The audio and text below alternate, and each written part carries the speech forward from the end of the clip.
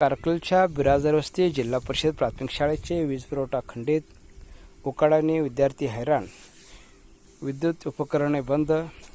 दक्षिण सोलापूर तालुक्यातील कारकल येथील बिराजदार वस्ती जिल्हा परिषद प्राथमिक शाळेचा वीज पुरवठा गेल्या अनेक दिवसापासून बंद करण्यात आला आहे. यामुळे विद्यार्थ्यांना फटका बसत आहे. शाळेचे वीज भरले असताना देखील महावितरणाने वीज कट केले असल्याची माहिती शाळेचे शिक्षक श्री जाधव गुरुजी यांनी दिली. वीज खंडित केल्यामुळे विद्यार्थ्यांना नाहक त्रास सहन करावा लागत आहे.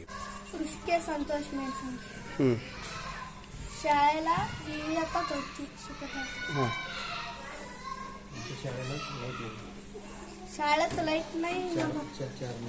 4 महिना लाईट नाही शाळेत.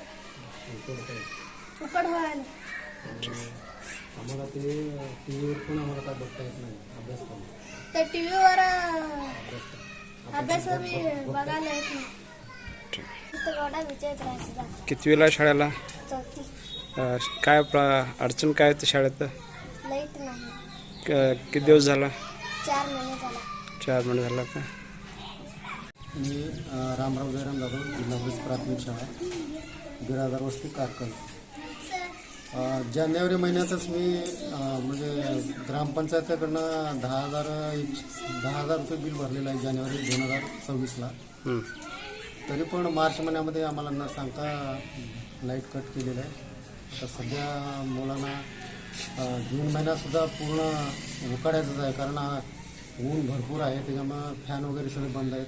आणि आमचे सगळे अभ्यासक्रम जे आहे ते आम्ही टी व्हीवर वगैरे मुलांना दाखवतो. स्मार्ट टी व्ही आहे.